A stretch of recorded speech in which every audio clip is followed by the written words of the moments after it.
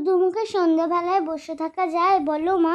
সে তো বটেই, সে তো বটেই। কিছু একটা বানিয়ে দাও কুচমুচে। কি বানাবো তুই বল? মোচার চপ, ফ্রিজে তো মোচা আছে। আচ্ছা, বলি কে শিখিয়ে দিল? বাবা। সে তো আমি বুঝতেই পেরেছি।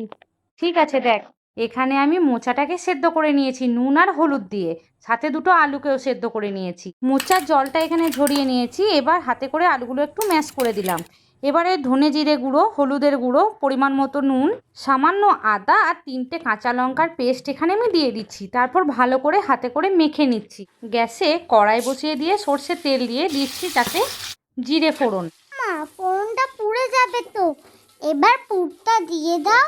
ও শোনো, পুরটা দেওয়ার পরে কিন্তু ছেড়ে দিও না, কিছুক্ষণ নাড়তে থাকবে, নালে কিন্তু পুরটা আবার পুড়ে যেতে পারে। আচ্ছা, সবাই শুনে নিয়েছেন, নাড়তে থাকুন, না হলে পুড়ে যাবে, সিমি বলেছে না। এবার ভালো করে যখন ডো হয়ে যাবে 1 চামচ দিয়ে দেবো ভাজা গুঁড়ো, সাথে দিচ্ছি সামান্য লেবুর রস, তাতে মোচা তিতকুটে ভাব থাকলে কেটে যাবে। এবার পুরটা নামিয়ে রেখে দিয়ে দিচ্ছি 3 চামচ বেসন, 2 চামচ কর্নফ্লাওয়ার, সামান্য নুন দিয়ে একটা ব্যাটার গুলে রাখলাম। আরে তুমি ভাজা গুঁড়োতে কি কি দিলে বললে না তো। আমি না থাকলে তোমার যে কি হবে। আমিও সেটাই ভাবি। ওতে দিয়েছি গোটা ধনে, জিরে, শুকনো লঙ্কা আর মৌরি, ড্রাই রোস্ট করে নিয়ে গুঁড়ো করে নিয়েছি। এবার হাতে করে দেখ সিমি, এইভাবে চেপে চেপে একটু কাটলেটের শেপ দিয়ে দেবো। চাইলে অন্যভাবেও তো করা যেতে পারে বলো মা। হ্যাঁ, যে কোনো ইচ্ছে মতো শেপ দিয়ে নিলেই হলো। এবার বেসনের গোলায় আমি চুবিয়ে নিচ্ছি, তারপরে বিস্কুটের গুঁড়ো দিয়ে একবার কোট করে নিচ্ছি। এইভাবে আমি প্রত্যেকটাকেই বানিয়ে নিয়েছি। ওইদিকে কিন্তু আমি তেলটা গরম হতে দিয়েছি। ও মা, সবাইকে বললে না তো, এটা আমার দাদানের গাছের মোচা।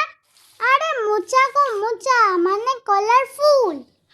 কালারফুল। তেলটা কিন্তু একদম লোয়ে রেখেছি।